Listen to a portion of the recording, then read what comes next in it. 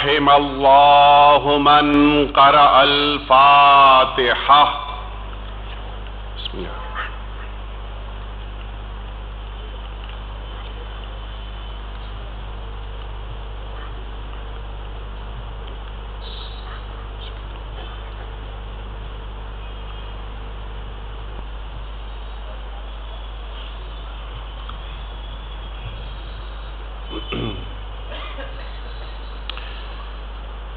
لا حول ولا قوة إلا بالله العلي العظيم. حسبنا الله ونعم الوكيل، نعم المولى ونعم النصير. أعوذ بالله من الشيطان الرجيم. بسم الله الرحمن الرحيم. الحمد لله رب العالمين، والعاقبة للمتقين، والصلاة والسلام والتحية والإكرام على سيد الأنبياء والمرسلين، سيدنا ومولانا أبي القاسم محمد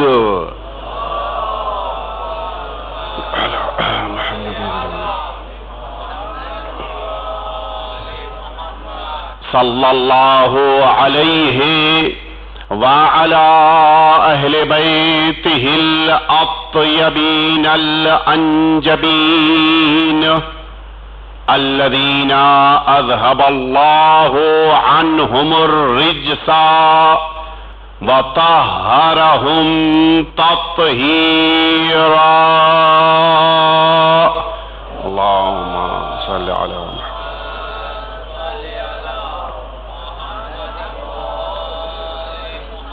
لا سيما الإمام المبين بقية الله في الأرضين، واللعنة الدائمة الباقية على أعدائهم أجمعين. أما بعد، فقد قال الله الحكيم في كتابه المبين، وهو أصدق الصادقين وقوله الحق. بسم الله الرحمن الرحيم. ومن يتول الله ورسوله والذين آمنوا فإن حزب الله هم الغالبون. ایک دفعہ آپ سبھی حضرات مل جل کے صلوات بھیج دیجئے.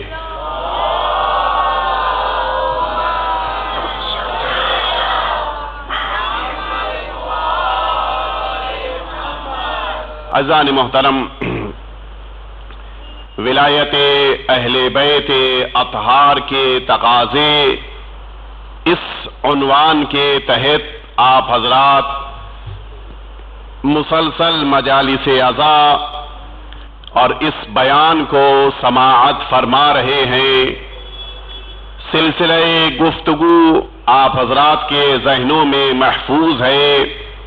میں نے آپ کی خدمت میں عرض کیا کہ سب سے اہم تقاضا جو اس ولایت سے متعلق ہے، وہ اہم تقاضا اور بقیہ تقاضوں کے درمیان ایک ممتاز تقاضا ہم اہل بیت اطہار کے چاہنے والوں کے لیے یہ قرار دیا گیا کہ ہم سب ان معصومین کی زیارت کے لیے حاضر ہوں. یہاں تک کہ میں نے عرض کیا کہ اس زیارت کو ان شیعوں کی علامت کے طور پر قرار دیا گیا، اور یہی نہیں یہ وہ عظیم زیارت کہ جس زیارت کے لیے عرش الہی پر سکونت پذیر یہ انبیاء، یہ اولیاء، یہ ملائکہ، یہ سب بھی زمین پر آتے ہیں۔ یہ وہی زیارت ہے کہ جس زیارت کو معصومین نے جانے اور اس زیارت پر بھیجنے کی تاکید کی۔ میں عرض کروں، آج اسی سلسلے گفتگو کو مجھے آگے بڑھاتے ہوئے چند حدیثیں اور چند واقعات آپ حضرات کے سامنے پیش کرنے ہیں، لیکن آپ اگر توجہ فرمائیں، کل میں نے ایک جملہ آپ کی خدمت میں عرض کیا تھا کہ یہ وہ زیارت ہے کہ جس زیارت کا ثواب بے پناہ قرار دیا گیا۔ ارشاد فرمایا کہ من اتاہ تشوقا لہ، جو شوق زیارت کے ساتھ امام حسین کی بارگاہ میں حاضر ہو رہا ہے، کتب اللہ لہ اجر 1000 حجۃ متقبلہ، اللہ اس انسان کو 1000 ان حجوں کا ثواب عطا کرتا ہے کہ جنہیں اس نے قبول کر لیا۔ حج کر کے آنا اور ہے، حج کو قبول کروا لینا اور ہے۔ وہ بھی ایک حج کی بات نہیں ہے، 1000 حج جنہیں پروردگار قبول کر لے، اس کا ثواب زائر حسین کو عطا کیا جا رہا ہے۔ اور یہیں پر بات مکمل نہیں ہوئی، وَأَجْرَ 1000 عُمْرَةٍ مَبْرُورَةٍ، 1000 وہ عمرے کہ جنہیں پروردگار کی بارگاہ تک اس نے پہنچا لیا، ان 1000 عمروں کا ثواب۔ وَأَجْرَ 1000 صِيَامٍ، اس کو 1000 روزوں کا اجر بھی اللہ عطا کر رہا ہے۔ وَأَجْرَ 1000 صدقہ، وہ 1000 صدقے کہ جو اللہ کی راہ میں اس نے دیے ہیں، ان صدقوں کا ثواب اسے عطا کیا جا رہا ہے جو امام حسین کی زیارت پہ آ رہا ہے۔ اس کے آگے فرمایا، یہ وہ انسان ہے کہ جس نے اللہ کی راہ میں 1000 بندوں کو آزاد کرایا۔ وَأَجْرَ 1000 شہید من شہداء بدر، میدان بدر میں شہید ہو جانے والے افراد اگر وہ 1000 کی تعداد میں ہوں، ان 1000 کی تعداد میں جو شہداء کو درجہ ملتا ہے، وہ درجہ اللہ زائر حسین کو عطا کر رہا ہے۔ 1000 نمازوں کا ثواب، 1000 روزوں کا ثواب، 1000 حج کا ثواب، 1000 عمرے کا ثواب، 1000 غلام آزاد کرنے کا ثواب، بے پناہ ثواب۔ کیوں؟ صرف اس بنا پر کہ یہ انسان امام حسین کی زیارت کے لیے آ گیا۔ میں اس مرحلے تک آپ کو لے کے آنا چاہ رہا تھا کہ آخر وجہ کیا ہے کہ امام حسین کی زیارت پر اتنا اجر دیا جا رہا ہے۔ دیکھیے، معمولاً جب بھی اجر عطا کیا جاتا ہے تو جس عمل کے لیے اجر دیا جا رہا ہے اسی عمل سے مناسبت رکھتے ہوئے اجر دے دیا جاتا ہے۔ 27 رجب المرجب کا روزہ اگر کوئی انسان رکھے تو کتنا ثواب؟ ایک روایت کے مطابق 70 سال کے روزوں کا ثواب۔ ایک روزہ ہے 70 روزوں کے برابر۔ توجہ ہے نہیں ہے؟ نماز پڑھی ہے، نماز کا اجر کیا ہے؟ کا 2 رکعت نماز۔ آپ نے بھی روایتوں میں دیکھا ہے کہ اگر کوئی شخص اللہ کے لیے عقد کرتا ہے اور شادی کرنے کے بعد نماز پڑھتا ہے تو اللہ جو اجر دیتا ہے، کون سا اجر دے رہا ہے؟ 2 رکعت 70 رکعت کے برابر۔ توجہ فرما رہے ہیں؟ یعنی ایک نماز ہے کہ جس کا اجر جب بڑھائے گا تو نماز ہی کا اجر دے گا۔ یعنی جب بھی اللہ کسی عمل کا اجر بڑھاتا ہے تو اسی عمل کے اجر کو کئی برابر کر دیتا ہے۔ روزہ رکھا ہے، میں 70 سال کے روزوں کے برابر کیے دیتا ہوں۔ نماز پڑھی ہے، 70 نمازوں کے برابر کیے دیتا ہوں۔ صدقہ دیا ہے، 70 صدقوں کے برابر کیے دیتا ہوں۔ لیکن ایک زیارت امام حسین انفرادی عمل ہے کہ جس عمل میں عمل کا ثواب نہیں دیا گیا بلکہ کچھ اور بھی اعمال ہیں جن کا ثواب دے دیتا ہے. زیارت پہ آ رہا ہے، اسے حج کا بھی ثواب، اسے عمرے کا بھی ثواب، اسے صدقے کا بھی ثواب، اسے غلام آزاد کرنے کا بھی ثواب. سارے عبادتیں کہ جو ایک انسان انجام دیتا ہے ان ساری عبادتوں کا ثواب اللہ اسے عطا کر رہا ہے جو امام حسین کی زیارت کے لیے آ رہا ہے. پروردگار اگر واقعی طور پر تجھے امام حسین کی زیارت کے ثواب کو بڑھانا ہے تو یہ اعلان کیا جا سکتا ہے کہ امام حسین کی زیارت پہ آئے ہو، ایک زیارت 70 زیارتوں کے برابر کر دوں گا. لیکن یہاں وہ اصول بدل گیا. عمل کا ثواب اسی عمل کے جیسا نہیں ہے. عمل کا ثواب وہ ہے جو نماز کا ثواب، جو روزے کا ثواب، جو حج کا ثواب، جو عمرے کا ثواب، جو صدقے کا ثواب، جو غلام آزاد کرنے کا ثواب، جو شہید کا ثواب. آخر وجہ کیا ہے؟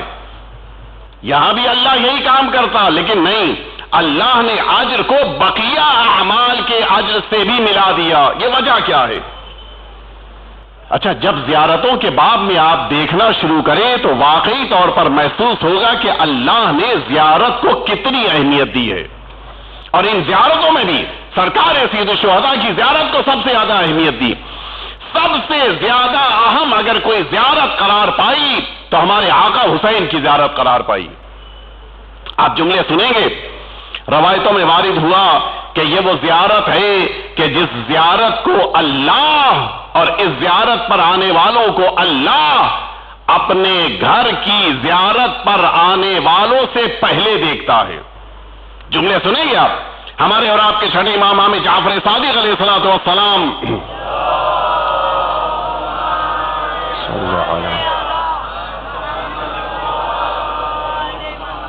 میرے آقا نے جملہ فرمایا کہ جس دن میدان عرفات میں اللہ کی حج کے لیے آنے والے حاجی اللہ کی بارگاہ میں بیٹھ کر دعا کرتے ہیں، اس دن کا ایک عمل اور مستحب ہے. وہ عمل ہے امام حسین کی بارگاہ میں آ کر زیارت کرنا. میرے آقا فرماتے ہیں اللہ امام حسین کی زیارت پر آنے والے زائروں کو پہلے دیکھتا ہے، میدان عرفات میں بیٹھ کر دعا کرنے والے حاجیوں کی طرف بعد میں دیکھتا ہے. لیکن پھر وہی سوال کہ آخر وجہ کیا ہے کہ عرفات کے میدان میں بیٹھے ہوئے حاجیوں کو بعد میں دیکھ رہا ہے؟ پروردگار امام حسین کی بارگاہ میں آنے والے ان زائروں کو پہلے دے. کیا وجہ کیا ہے؟ اچھا، اور روایات کے باب میں اگر آپ دیکھیے، روایتوں میں وارد ہوا، یہ مفاتیح الجنان آپ سبھی کے حضرات درمیان موجود ہے. اس مفاتیح الجنان میں ایک روایت موجود ہے. شیخ عباس قمبی جو اپنے زمانے کے محدث ہیں، انہوں نے یہ روایت لکھی ہے جو کامل الزیارات میں بھی ہے اور مختلف کتابوں میں یہ روایت موجود ہے. ایک راوی ہے معاویہ بن وہب کلبی. یہ راوی ہے اور بیان کرتا ہے کہ میں جس موقع کے اوپر مدینہ طیبہ میں ہمارے آقا اور مولا، ہمارے سرپرست، ہمارے چھٹے امام امام جعفر صادق علیہ الصلوۃ والسلام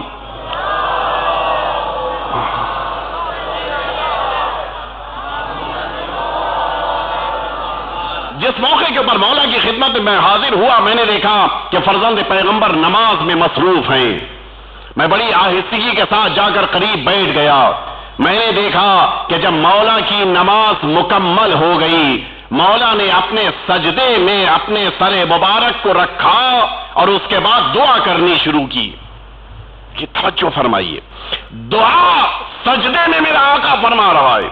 یعنی کتنی اہمیت ہے اس دعا کی کہ جس دعا کو میرے مولا نے اپنے سجدے میں پڑھا.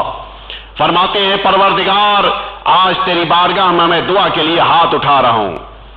فرماتے ہیں ارحم اغفر لاخوانی وزوار قبر ابی عبداللہ الحسین. پروردگار میرے بھائیوں کو معاف کر دے. پروردگار ان تمام زائروں کی مغفرت فرما کہ جو میرے جد امام حسین کی زیارت کے لیے حاضر ہوئے ہیں. اس کے بعد جملہ فرماتے ہیں، آپ توجہ فرمائیں، فرماتے فرحم تلک الوجوہ التی پروردگار ان چہروں پر اپنی رحمتیں نازل فرما التی غیرت الشمس، جن چہروں کو سورج کی گرمی نے سیاہ کر دیا۔ زیارت امام حسین کے لیے آئے، اتنی زیادہ گرمی کہ سورج کی بنا پر چہرے تبدیل ہو گئے۔ پروردگار ان چہروں کے اوپر اپنی رحمت نازل فرما۔ امام حسین کے لیے جو شوق ہے چھٹے امام کا، جملے آپ دیکھیے ایک ایک لفظ سے پتہ چلتا ہے۔ اور اس کے بعد جملہ فرماتے ہیں یا معاویہ لا تدعہ خوفا من احد۔ دیکھو ہرگز امام حسین کی زیارت کو کسی خوف کی بنا پہ ترک نہ کر دینا۔ کبھی دشمنوں کی طرف سے خوف، کبھی مال کی بنا پر خوف، کبھی جان کے لیے خطرہ، کبھی اولاد کے لیے خطرہ، کوئی بھی خوف ہو، امام حسین کی زیارت کو ترک نہ کرنا۔ ایک دفعہ صلوات بھیج دیا آپ سبھی حضرات۔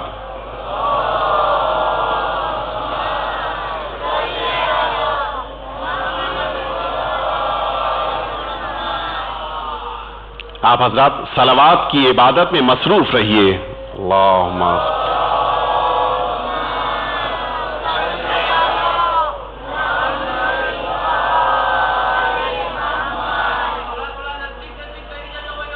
اللہم صلی علی محمد۔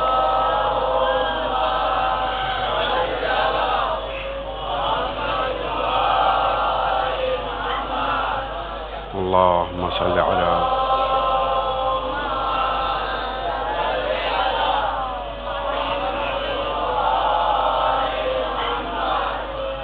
اللهم صل على محمد۔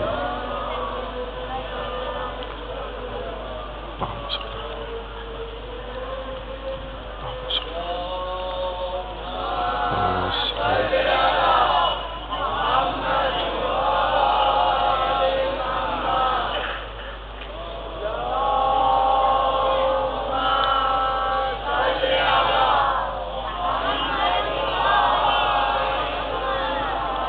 مولا فرماتے ہیں کہ یا معاویہ لا تدعہ خوفا من احد، میرے آقا حسین کی زیارت کسی کے خوف کی بنا پہ ترک نہ کرنا۔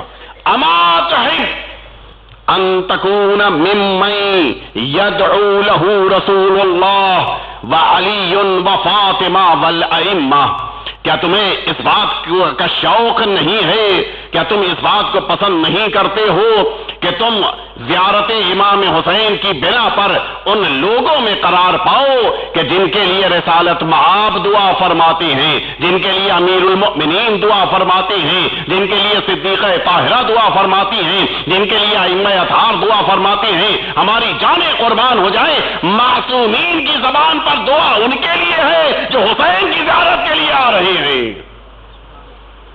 کتنی عظمت ہے، کتنی اہمیت ہے ان افراد کے لیے کہ جو اپنا سب کچھ قربان کر کے امام حسین کی زیارت کے لیے آ رہے ہیں۔ اما تحب ان تکون ممن تصافحہ الملائکہ، کیا اس بات کو نہیں پسند کرتے کہ زیارت حسین کی بنا پر تم ان لوگوں میں قرار پاؤ کہ جن سے ملائکہ مصافحہ کرتے ہیں۔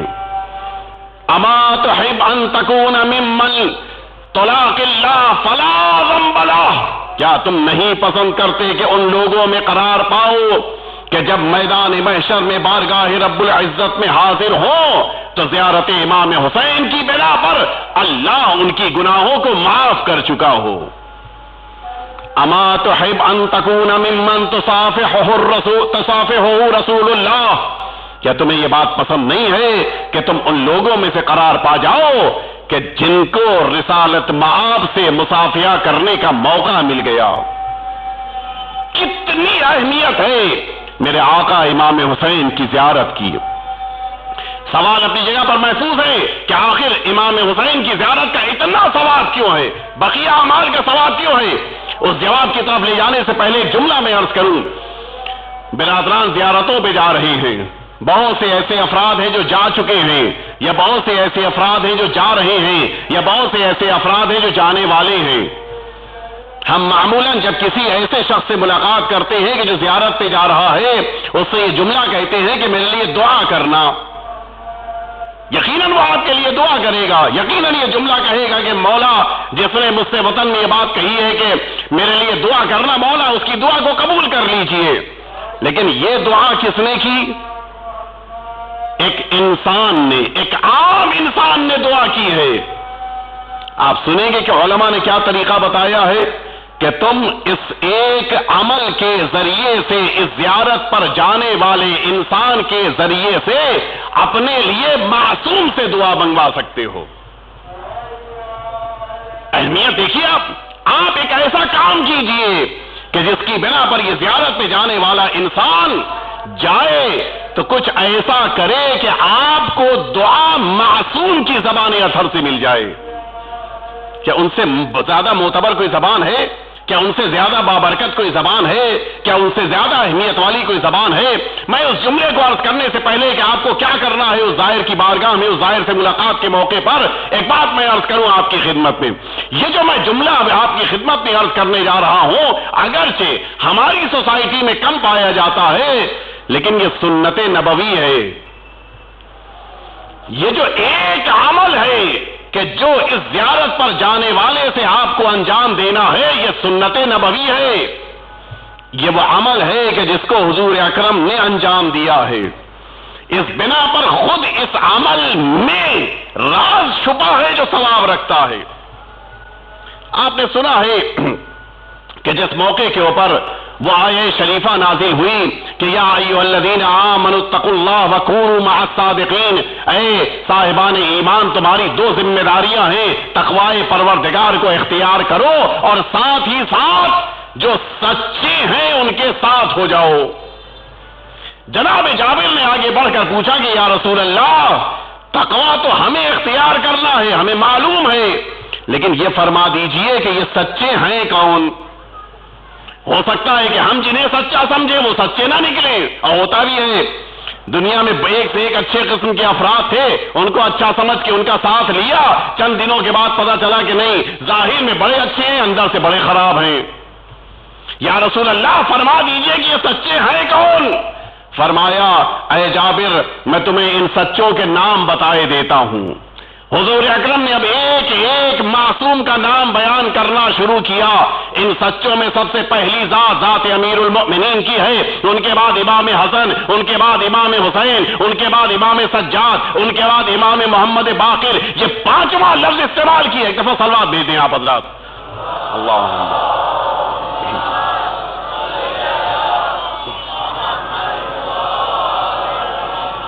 مولانا آگے تشریف لے آئیے، آئیے آپ حضرات مل جل کے صلوات بھیج دیجئے۔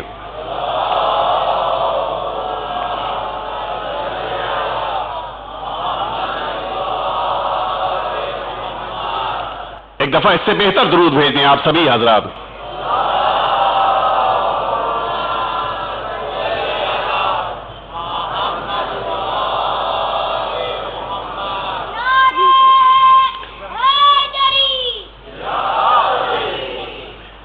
اس موقع کے اوپر حضور اکرم فرماتے ہیں کہ اے جابر، میرے پانچویں نمائندے کے جسے اللہ نے سچا قرار دیا ہے، اس کا نام میرا نام ہے، وہ میرے علم کو دنیا والوں تک پہنچانے کا ذریعہ قرار پانے والا ہے۔ اور اس کے بعد جملہ فرمایا یا جابر اذا لقیتہ سلمہ عنی، جس موقع کے اوپر میرے اس پانچویں نمائندے سے تمہاری ملاقات ہو، اے جابر ان تک میرا سلام پہنچا دینا۔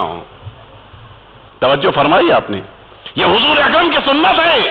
فرمایا جس موقع کے اوپر ہمارے پانچویں نمائندے سے تمہاری ملاقات ہو گئی، اس موقع کے اوپر میرا سلام ان تک پہنچانا۔ صرف یہ نہیں کہا کہ سلم ہو تم سلام کہہ دینا، نہیں، سلم ہو عنی، میری طرف سے سلام کہنا۔ یہ آخر میری طرف سے کیوں؟ کافی تھا کہ تم جب ملاقات کرنا تو سلام پہنچا دینا، یہ کیوں کہ سلم ہو عنی، سلام میری طرف سے پہنچانا۔ یہ ایک راز ہے کہ جس راز کو ہمارے بعض علماء نے واضح کیا ہے اور مکمل شکل میں آیت اللہ العظمیٰ مرحوم شیخ بہجت علیہ رحمت اور رضوان نے واضح کیا ہے۔ ایک راز ہے کہ جو اس کے اندر چھپا ہوا ہے، وہ راز کیا ہے؟ راز یہ ہے، آپ کے ساتھ بھی ہوتا ہے، ہم لوگ چونکہ اردو زبان والے ہیں، گجراتی زبان والے ہیں، لہذا معمولاً اس پر عمل نہیں کرتے، لیکن ہماری شریعت اور ہمارے مقدسات اور ہماری تعلیمات کے مطابق کبھی کبھی ایسا ہوتا ہے کہ جب دو لوگ ملاقات کرتے ہیں تو کسی تیسرے کا بھی تذکرہ ہوتا ہے۔ میں مثلاً مہوا سے آ رہا ہوں، میں مثلاً بامبے سے آ رہا ہوں، فلاں صاحب نے آپ کو سلام کہا ہے، ہم جواب میں کیا کہتے ہیں؟ ٹھیک ہے، جب تمہاری ملاقات ہو تو وعلیکم السلام کہہ دینا۔ لیکن ہماری شریعت اور ہماری تعلیمات میں کیا ہے؟ ہماری تعلیمات میں یہ حکم ہے کہ جب کوئی تمہیں سلام کہلوائے تو جواب میں کہو وعلیکا وعلیہ السلام۔ سلام اس نے کہلوایا ہے، لیکن جواب کے طور پر آپ کیا کہیں گے کہ تم پر بھی اور اس پر بھی اللہ کی سلامتی ہو۔ اور فرمایا ایک سلام دو لوگوں کو سلامتی کا پیغام دے رہا ہے۔ آیت اللہ العظمیٰ علیہ بہجت میں لکھا ہے کہ یہ جو رسالت مآب نے جملہ فرمایا تھا سلم ہو عنی، یہ جملہ امت اسلامیہ کی تعلیم کے لیے تھا، اس امت کو درس دیا جا رہا تھا کہ جب بھی تم ایک دوسرے کو سلام کرو اور دوسرے کا سلام پہنچاؤ تو دونوں کو سلام کے جواب کے طور پر جملہ ضرور پیش کرو۔ اور اسی لیے آپ سنیں گے آیت اللہ العظمیٰ علیہ بہجت علیہ رحمت اور رضوان جب کسی سے ملاقات ہوتی تھی اور کوئی کہہ دیتا تھا کہ میں زیارت پہ جا رہا ہوں تو آپ اس سے ایک جملہ کہتے تھے، جا رہے ہو مولا کی بارگاہ میں، آقا کی بارگاہ میں جا کر میری طرف سے زیارت پڑھ دینا۔ توجہ فرمائی، یہ وہ جملہ ہے کہ جس کے لیے میں نے آپ کی خدمت میں عرض کیا کہ جب یہ زائرین جا رہے ہوں تو ان سے جملہ ضرور کہیے۔ وجہ کیا ہے؟ وجہ وہی ہے، یہ ظاہر حسینی جس موقع کے اوپر آقا کی بارگاہ میں پہنچے گا، آپ کی طرف سے سلام کرے گا، مولا میرے وطن بھاؤ نگر کا ایک مرد مومن ہے جس نے آپ کی خدمت میں سلام پہنچایا ہے۔ اب جب بارگاہ معصوم سے جواب ملے گا تو جواب کیا ہوگا؟ سلام تم پر بھی ہو اور اس پر بھی اللہ کی سلامتی ہو کہ جو آیا تو نہیں ہے لیکن بھاؤ نگر سے سلام بھیجا ہے۔ اب آپ انصاف سے بتائیے، یہ مومن مولا کی بارگاہ میں آپ کے لیے دعا کرتا وہ بہتر ہے یا امام کی طرف سے آپ کو سلامتی کی دعا مل گئی یہ بہتر ہے؟ بہتر تو یہ ہے کہ معصوم کی طرف سے آپ کو سلام مل جائے، امام معصوم کی بارگاہ سے۔ اچھا یہ بھی مسلمات میں سے ہے کہ سلام کا جواب واجب ہے، کیا امام کی بارگاہ سے جواب نہیں ملے گا؟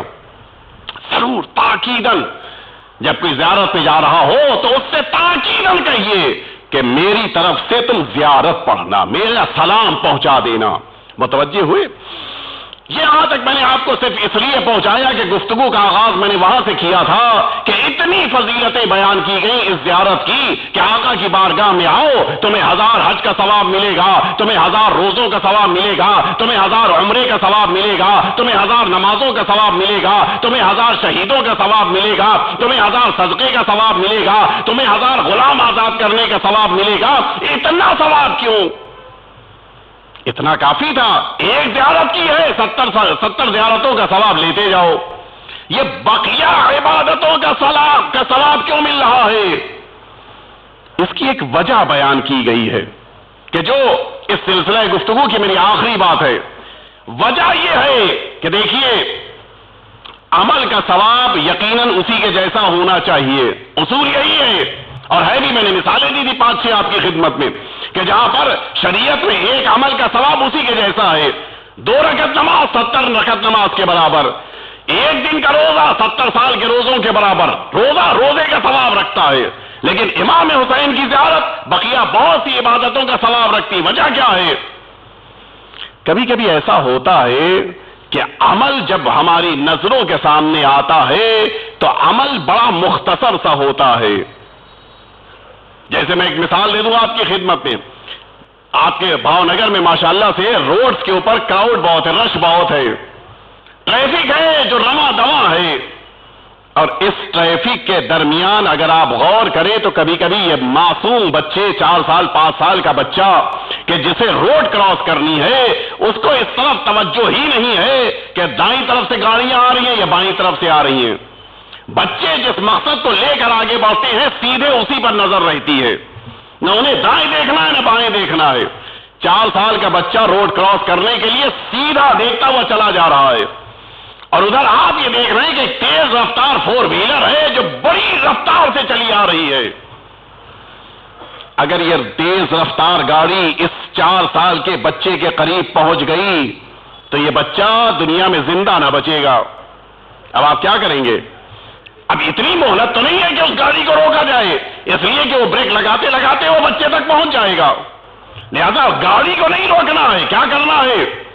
آپ آگے بڑھ کر اس بچے کو پیچھے کھینچ لیں گے۔ نتیجہ کیا ہوا؟ بچہ پیچھے آ گیا، گاڑی گزر گئی، بچہ بچ گیا۔ یہ آپ کا ایک چھوٹا سا عمل ہے۔ کتنی دیر کا عمل ہے؟ 10 منٹ کا نہیں، 10 منٹ میں تو بچہ دنیا سے جا چکا ہوتا۔ 5 منٹ کا نہیں، 5 منٹ بہت ہے۔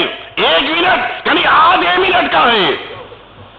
اس آدھے منٹ کے عمل کی بنا پر یہ بچہ زندگی حاصل کر رہا ہے یا نہیں حاصل کر رہا ہے؟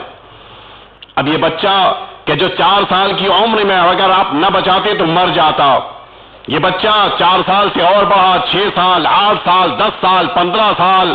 اب جب 15 سال کا ہوا، اس بچے نے نمازیں شروع کر دی، اور کچھ بڑا ہوا، ماہ رمضان آ چکا تھا، اس نے روزے بھی رکھے، کچھ اور عمر بڑھی، اس نے عزاداری بھی شروع کی، زیارت امام حسین کے لیے بھی گیا، اور کچھ توفیق مل گئی، اس نے خمس نکالنا شروع کیا، اس نے جہاد کیا، اس نے حج کیا، اس نے عبادتیں کی، ساری عبادتیں کر رہا ہے، لیکن کس بنا پر کر رہا ہے؟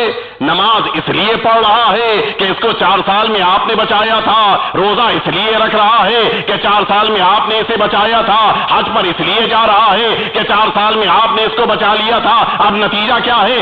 آپ نے بچایا تھا آدھے سیکنڈ میں، آدھے منٹ میں، لیکن اس کی نمازوں کا ثواب آپ کو بھی مل رہا ہے، اس کے روزے کا ثواب آپ کو بھی مل رہا ہے، اس کے حج کا ثواب آپ کو بھی مل رہا ہے، اس کی عبادتوں کا ثواب آپ کو بھی مل رہا ہے۔ اب اگر آپ اعتراض کریں بچانے کا تعلق اس کی نمازوں سے کیا ہے، بچانے کا تعلق اس کے حج سے کیا ہے، بچانے کا تعلق اس کے عمرے سے کیا ہے، تو جواب یہ ہوگا اگر آپ نہ بچاتے تو نہ نماز پڑھ پاتا، نہ روزہ رکھ پاتا، نہ حج میں جا پاتا، نہ خمس نکالتا، نہ جہاد کر پاتا۔ اس کے معنی جو بچا لیتا ہے وہ اجر میں شامل ہو جاتا ہے۔ اب مجھے جملہ کہنے دیجئے، امام حسین کی زیارت کا ثواب اللہ کیوں اتنا دے رہا ہے؟ حج کا ثواب دے رہا ہے، عمرے کا ثواب دے رہا ہے، نماز کا ثواب دے رہا ہے، روزے کا ثواب دے رہا ہے، ساری عبادتوں کا ثواب دے رہا ہے۔ وجہ صرف ایک ہے، وجہ یہ ہے اگر حسین نے قربانی نہ دی ہوتی، نہ نماز ہوتی، نہ روزہ ہوتا،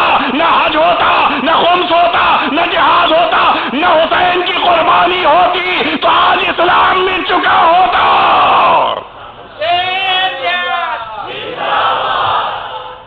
یہ امام کی قربانی ہے کہ جس نے ان ساری عبادتوں کو بچا لیا۔ عبادت کو حسین نے بچایا، اب حسین کی زیارت ان ساری عبادتوں کا اجر دلا رہی ہے۔ یہ ہے وہ فلسفہ کہ جس کی بنا پر پروردگار نے ساری عبادتوں کا ثواب آقا کی زیارت میں قرار دیا۔ لیکن ہاں، اس کا یہ معنی نہیں ہے کہ پھر زیارت میں جانے والے عبادتوں کو ترک کر دے۔ ثواب لینا اور ہے، عمل کا انجام دینا اور ہے۔ آقا کی زیارت خود انسان کو نمازوں کی طرف لے کر آتی ہے۔ اسی لیے آپ جس موقع کے اوپر آقا کی زیارت پڑھتے ہیں، اشہد انک قد اقمت الصلاۃ، مولا میں گواہی دے رہا ہوں کہ آپ نے نمازوں کو قائم کیا ہے۔ نماز پڑھنا اور ہے، نماز کا قائم کرنا اور ہے۔ عالم دین ہمارے درمیان موجود ہیں۔ قیام نماز اور ہے، نماز پڑھنا اور ہے۔ آپ یہ نہیں کہتے کہ مولا ہم یہ گواہی دیتے ہیں کہ آپ نے نماز پڑھی ہے، یقیناً اہل بیت اطہار نے نماز پڑھی ہے، اس میں کون سی بڑی بات ہے؟ لیکن ہاں، آپ جو جملہ کہتے ہیں، کیا ہے جملہ؟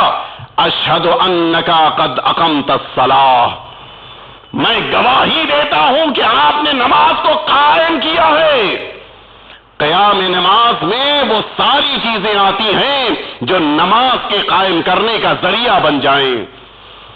حسین نے اذان دلوا کے نماز کو قائم کیا ہے، تیروں کے درمیان مصلی بچھا کر نماز کو قائم کیا ہے، شہیدوں کی قربانی کے ذریعے سے نماز کو قائم کیا ہے۔ یہ ساری چیزیں حسین نے قائم کی ہیں۔ نتیجہ ہے سجدے میں سر ہمارا ہے، نتیجہ امام حسین کی قربانی کا ہے۔ رکوع و سجود ہمارے ہیں، لیکن امام حسین نے اسے زندگی عطا کی ہے۔ اسی بنا پر ایک زائر حسینی کبھی اپنی عبادتوں کو ترک نہیں کرتا۔ میری گفتگو آپ حضرات نے سماعت فرمائی کہ زیارت امام حسین کا کیا اجر ہے، کیا عظمت ہے، کیا اہمیت ہے۔ میرے آقا نے کیا جملہ فرمایا تھا، میں نے ابھی آپ کی خدمت میں عرض کی، یا معاویہ لا تدعہ خوفا من احد، کسی کے خوف کی بنا پر امام حسین کی زیارت کو ترک نہ کرنا۔ آپ انصاف سے بتائیے، آج کے دور میں اتنے خطرات، کیا اس سے زیادہ خوف کا ماحول ہو سکتا ہے؟ ہر روز خبر آتی ہے کہ عراق میں فلاں علاقے میں بم پھٹا، فلاں علاقے میں گولیاں چل گئیں، فلاں علاقے میں خودکش بمبار نے نہ جانے کتنوں کو اس دنیا سے رخصت کیا۔ خبریں آ رہی نہیں آ رہی ہیں؟ آپ بتائیے کہ ان خبروں کے باوجود کیا کسی ماں نے اپنے بیٹے سے یہ کہا ہو کہ بیٹا اس جگہ نہ جانا عراق، اس لیے کہ وہاں تو گولیاں چل رہی ہیں، وہاں تو بم پھٹ رہے ہیں، وہاں تو روز قربانیاں ہو رہی ہیں، بیٹا وہاں نہیں جانے دیں گے؟ اگر یہ پتہ چل جاتا ہے کہ محلے میں یا چوراہے پر کہیں دو لوگوں میں جھگڑا ہو گیا، ہر دل میں، سینے میں دھڑکتا ہوا دل رکھنے والی ماں پہلا کام کیا کرتی ہے؟ اپنے بچوں کو گھر میں بلا کر اندر سے دروازہ بند کر دیتی ہے کہ اب تمہیں باہر نہیں جانا ہے۔ کیوں؟ اس لیے کہ جھگڑا ہو گیا ہے، اختلاف ہو گیا۔ ماں اپنے بچوں کی زندگی بچانے کے لیے گھر کا دروازہ اندر سے لاک کرتی ہے یا نہیں کرتی ہے؟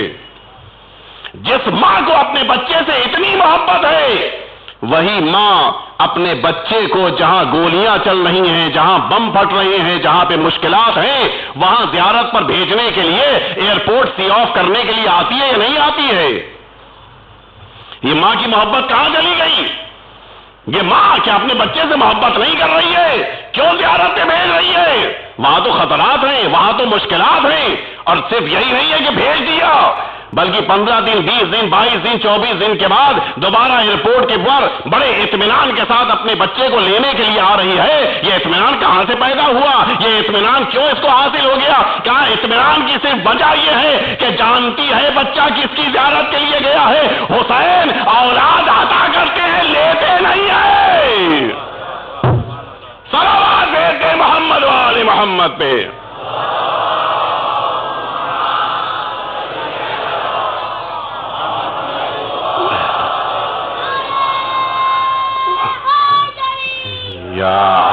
ابھی 4 سال پہلے انہی زیارتوں پہ جانے والوں سے پوچھئے کہ کیا واقعہ رونما ہوا تھا۔ یہ جو نجف اور کربلا کے درمیان یہ زائروں کا قافلہ پیدل چلتا ہے، اس قافلے میں خواتین معمولاً اپنا ایک گروہ بنا لیتی ہیں اور ان کے ساتھ چلتی ہیں۔ عراق کی خواتین ایک گروہ کی شکل میں پیدل جا رہی تھیں۔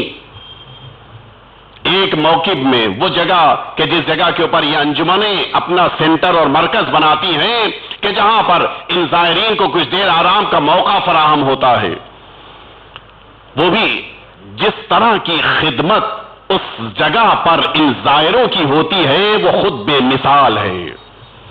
میں عرض کروں، آپ بات آ گئی ہے، وہ جملہ روک کر میں عرض کروں آپ کی خدمت میں، میں واپس آ رہا تھا میری فلائٹ میں، ہمارے بامبے شہر کے بوہرا جماعت کا پورا قافلہ میرے ساتھ تھا۔ میں دیکھ رہا ہوں ہمارے مجمع میں ہمارے معزز یہ برادران موجود ہیں، میرے بغل میں بوہرا پورا قافلہ موجود تھا فلائٹ میں، میرے بغل میں ایک بزرگوار بوہرا جماعت کے بیٹھے تھے، اور میں نے جب ان سے پوچھا کہ یہ بتائیے کہ آپ کا تجربہ زیارت امام حسین کا کیا رہا، میرا یہ جملہ پوچھنا تھا کہ وہ رونے لگے۔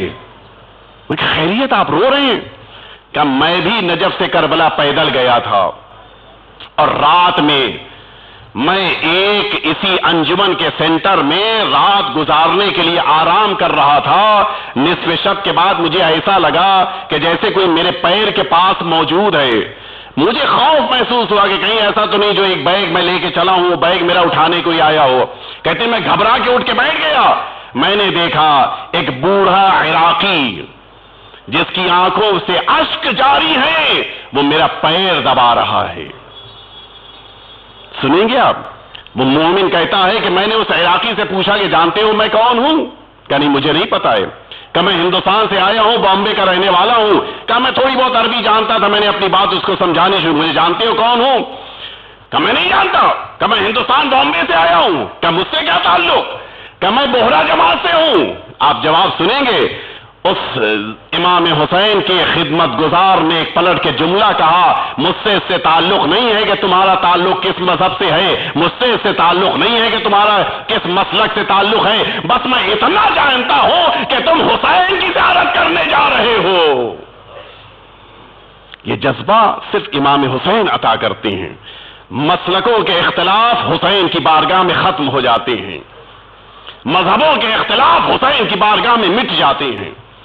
یہ خواتین کا یہ گروہ ہے کہ رات میں ایک موقف میں قیام پذیر ہوا، ابھی 4 سال پہلے کا واقعہ۔ رات میں یہ سب سو گئے، اچھا صبح میں جس موقع کے اوپر یہ سب نماز کے لیے اٹھے اور اپنا قافلہ آگے بڑھانا تھا، ان ساری خواتین نے ایک دوسرے کو اٹھانا شروع کیا۔ ان کے ساتھ رات میں ایک نئی خاتون بھی ملحق ہو گئی تھی، ظاہر ہے عراقی لباس، عراقی عبا، عراقی نقاب۔ ان لوگوں نے بھی سوچا ان خواتین نے کہ شاید عراق کے کسی علاقے کی ہوگی، ہمارے اس کاروان میں شامل ہو گئی ہے، صبح میں اسے بھی اٹھانا چاہا، لیکن لاکھ اٹھانے کی کوشش کی، وہ بیدار نہ ہوئی۔ ظاہر ہے کہ جب انسان ساتھ لے کے چلنا چاہے تو اور زیادہ شدت سے اٹھاتا ہے، جب زیادہ شدت سے اٹھانا چاہا تو پتہ یہ چلا کہ وہ خاتون دنیا سے رخصت ہو گئی ہے۔ بڑا افسوس ہوا کہ اس خاتون کے دنیا سے چلے جانے کے بارے میں افسوس ہو رہا تھا کہ یہ خاتون ہے جو امام حسین کی زیارت کے لیے پیدل جا رہی تھی، اپنے زیارت کے سفر کو مکمل نہ کر پائی، راستے میں انتقال ہو گیا۔ اچھا رکنے کی بھی گنجائش نہیں تھی۔ ان خواتین نے جو اس موقف کے اس سینٹر کے ذمہ دار تھے ان سے بتا دیا کہ یہ خاتون دنیا سے جا چکی ہے، غسل و کفن تمہارا کام ہے، ہم سب جا رہے ہیں، اس لیے کہ اب اتنی مہلت نہیں ہے، کل 40 ہے، ہم سب کو 40 کے لیے پہنچنا ہے، تم اس کے دفن و کفن کا انتظام کرنا۔ یہ موقف کی خواتین اور اس موقف کے مردوں نے اس بات کا انتظام کرنا شروع کیا کہ اب اس کے غسل کا انتظام اور اہتمام کیا جائے، کفن پہنایا جائے، دفن کیا جائے۔ آپ سنیں گے جب خواتین نے دیکھا تو پتہ یہ چلا کہ اس کا بدن پوری طرح سے نیلا ہو چکا ہے، سمجھ گئے کہ اس کے بدن میں زہر دوڑا ہے۔ پتہ یہ چلا کہ ایک ایسا جانور، چھوٹا سا حیوان کہ مجھے نہیں خبر ہے کہ آپ کے علاقے میں اسے کیا کہا جاتا ہے، بچھو جسے کہتے ہیں، اس کا ڈنگ بڑا خطرناک ہوتا ہے، اس بچھو کے ڈنگ کی بنا پر یہ دنیا سے خاتون رخصت ہو گئی ہے۔ اس کی میت تو الگ رکھی ہوئی ہے، پورے موقف میں دہشت کا ماحول پھیل گیا، اس لیے کہ اگر کوئی بچھو اس موقف میں اس سینٹر میں آ چکا ہے، اس کے معنی ہے کہ صرف اس خاتون کو نہیں ڈسے گا، اب بہتوں کو ڈسے گا۔ تلاش کر لیا پورے موقف میں، کوئی بچھو نہیں، آس پاس اطراف وہ صحرا سب جگہ ڈھونڈا، کوئی بچھو نہیں دکھائی دیا۔ بہت تعجب ہوا کہ آخر وہ بچھو گیا تو کہاں گیا، ہونا یہی چاہیے، کہیں نہیں ملا۔ کہ چلو پہلے اس خاتون کو غسل دے کے کفن پہنا کے دفن کر دیا جائے، پھر دوبارہ ڈھونڈا جائے گا۔ خواتین جب اس کو ایک خاص خیمے میں لے کر گئیں کہ اسے غسل دیں، اس کے بدن سے جب لباس اتارنا شروع کیا تو پتہ یہ چلا کہ اس کے اوپری لباس کے اندر کے حصے میں پوری طرح سے اس نے بم باندھ رکھا تھا۔ توجہ فرمائی آپ نے، وہ خاتون کس لیے آئی تھی؟ اس لیے آئی تھی کہ کسی مناسب موقع پر امام حسین کی زیارت کے لیے پیدل جانے والے افراد کے درمیان بم بلاسٹ کرے اور نہ جانے کتنوں کی زندگیوں کا خاتمہ کر دے۔ لیکن حسین نے اتنا بھی برداشت نہیں کیا، اگر بچھو آیا تو صرف اسی کو ڈس کر گیا جو حسین کا دشمن تھا۔ یہ ہے امام حسین کا اپنے زائروں سے محبت کا جذبہ۔ کیا ہے امام حسین کی محبت؟ اور میں عرض کروں آپ کی خدمت میں، میرے آقا نے فرمایا کہ لا تدعہ خوفا من احد، کسی کے خوف کی بنا پر حسین کی زیارت کو ترک نہ کرنا۔ زمانہ بدلتا رہے، حالات تبدیل ہوتے رہے، لیکن تمہارے قدم حسین کی بارگاہ تک جانے کے لیے کبھی رکنے نہیں چاہیے۔ اور ہمیں کون زیارت سے روکے گا؟ کیا زمانے کے حالات ہمارے قدم روک سکتے ہیں؟ ہمیں کوئی نہیں روک سکتا۔ ہم نے تو تب بھی امام حسین کی زیارت کو ترک نہیں کیا جب اپنی اولاد کی قربانی دینی پڑی۔ ہم نے تو تب بھی حسین کی زیارت کے لیے اپنے کو پہنچایا کہ جب ہاتھ کی قربانی دینی پڑی۔ آپ سنیں گے حجاج کے زمانے میں جس موقع پر یہ اعلان کیا گیا کہ اگر حسین کی زیارت کے لیے آنا ہے تمہیں اپنے بدن کا ایک ہاتھ قربان کرنا ہوگا. وہ خاتون آئی، آنے کے بعد اس نے جلاد کے سامنے اپنا بایاں ہاتھ بڑھا دیا کہ میرا ہاتھ کاٹ دو، مجھے حسین کی زیارت کے لیے جانا ہے. جلاد نے کہا کیا تجھے خبر نہیں ہے کہ امام حسین کی اگر زیارت کے لیے تجھے جانا ہے تو داہنا ہاتھ بڑھاؤ، بایاں نہیں. بایاں ہاتھ تمہارا نہیں کاٹ رہا ہے، دایاں کاٹ رہا ہے. جواب سنیں گے آپ اس خاتون نے کیا جواب دیا تھا کہ داہنا تو پچھلے سفر میں کاٹ چکا ہے، میں داہنا تو پچھلے سفر میں قربان کر چکی ہوں، میں اس سفر میں اپنے بائیں ہاتھ کو قربان کر کے حسین کی بارگاہ میں جانا چاہتی ہوں. میرا کروڑوں سلام اس جذبے کو. انسان اپنی جان کو بچانا چاہتا ہے، حسین کی بارگاہ میں پہنچنے کے بعد اپنی جان بھی چھوٹی محسوس ہوتی ہے. نہ جانے کیسے کیسے افراد نے ان زیارتوں کو انجام دیا ہے. حسین کا حرم خالی نہ ہونے پائے چاہے مجھے اپنی قربانی دینی پڑ جائے. ہاں یقیناً امام حسین کی زیارت کا سبھی کو شوق ہے، سب چاہتے ہیں کہ حسین کی بارگاہ تک پہنچ جائیں. بالخصوص جب کوئی زائر حسین آ کر کہتا ہے کہ مولانا خدا حافظ میں حسین کی زیارت کے لیے جا رہا ہوں، کلیجہ منہ کو آ جاتا ہے. تم حسین کی بارگاہ میں جا رہے ہو؟ انسان سوچتا ہے کہ کیسے حسین کی بارگاہ میں پہنچ جائے. آپ سنیں گے آج میں اس مرد مومن کا ذکر کرنا چاہتا ہوں جو مصیبتیں برداشت کر کے حسین کی بارگاہ میں حاضر ہوا تھا. جب اسی سرزمین کربلا پر دشمنوں نے اپنے لشکر کو بڑھانا شروع کیا، بہن نے آ کر اپنے بھائی سے کہا کہ بھیا دشمنوں کا لشکر بڑھ رہا ہے، کیا آپ اپنے دوستوں کو نہیں بلائیں گے؟ پوچھا زینب تم کس کے بارے میں کہہ رہی ہو؟ کہا بھیا اسی کوفے میں آپ کا حبیب موجود ہے، کیا اس حبیب کو آپ نہیں بلائیں گے؟ تاریخ کہتی ہے کہ حسین نے خط لکھا، اس خط کو لے کر اپنے قاصد کے ذریعے سے حسین نے حبیب تک پہنچوایا. عجیب جملے ملتے ہیں، حبیب دسترخوان پر بیٹھے ہیں، اچانک دق الباب ہوا، کسی نے دروازہ کھٹکھٹایا، حبیب آگے بڑھے، پوچھتے ہیں کہ کون ہے؟ کہا میں حسین کا سفیر ہوں. عزادارو جب حسین کا نام سنا جناب حبیب تڑپ گئے اور تڑپنے کے بعد کہتے ہیں کہ لاؤ حسین نے کیا پیغام دیا ہے مجھے پیغام دے دو. اب جب امام حسین کا خط ملا حبیب نے اسے چومنا شروع کیا، اس پر خود کو نثار کر رہے ہیں. خط پڑھا، ایک جملہ لکھا تھا احبیب تمہارا حسین کربلا میں نرغے آدھا میں گر گیا ہے، کیا حسین کی مدد کرنے کے لیے نہیں آؤ گے؟ حبیب اپنے اس حجرے میں داخل ہو چکے ہیں کہ جس میں زوجہ موجود ہے. کہا حبیب تم تک حسین نے کیا پیغام دیا ہے؟ جواب دیتے ہیں اے میری زوجہ میرے حسین نے لکھا ہے کہ حسین نرغے آدھا میں گر گیا ہے. کہتی ہے زوجہ تمہارا کیا ارادہ ہے؟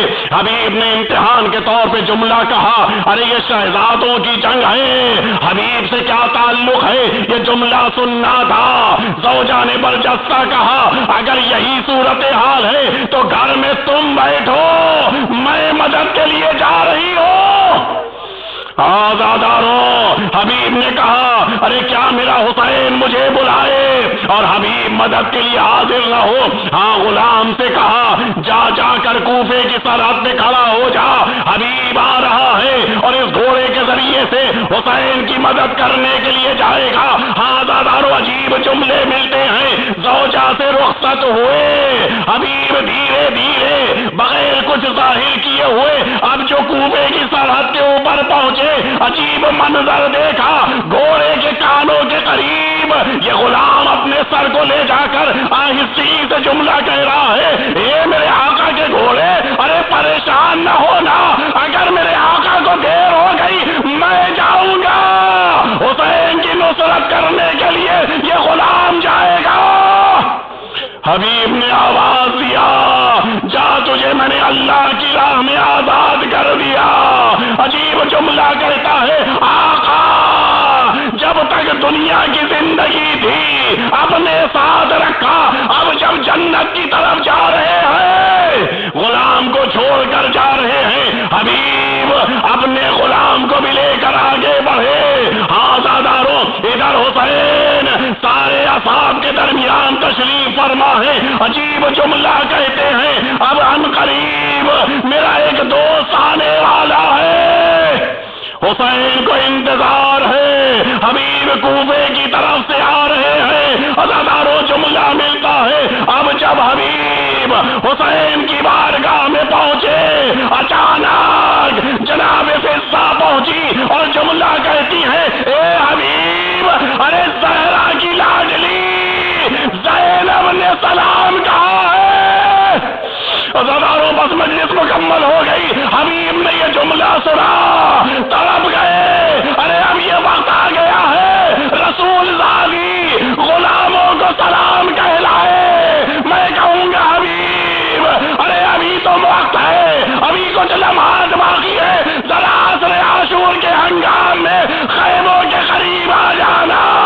رسول زادیہ کوئی صحرا کی طرف جا رہی ہے، کوئی نشیب کی طرف، کوئی نہر فرات کی طرف جا رہی ہے، خیموں سے دھواں اٹھ رہا ہے، سیدانیہ صحرا میں بکھری ہوئی ہے۔ الا لعنت اللہ علی القوم الظالمین وسیعلم الذین ظلموا ای منقلب ینقلبون الہی بحق الزہرا وابیہا وبعلها وبنيها والسر المستودع فيها ان تصلی علی محمد وآل محمد۔ پروردگار تیری بارگاہ میں بہترین دعا ہے، ہم سب کے والی و وارث ہمارے آقا اور مولا کے ظہور میں تعجیل فرما۔ پروردگار ہم سب کو حضرت کے سپاہیوں میں، حضرت کے غلاموں میں شمار فرما۔ پروردگار حضرت کے قلب ناظرین کو ہم سب سے راضی و خوشنود فرما۔ پروردگار ہماری عزاداری کو ہم سے قبول فرما۔ پروردگار ان آنسوؤں کو رومال سیدہ میں جگہ عنایت فرما۔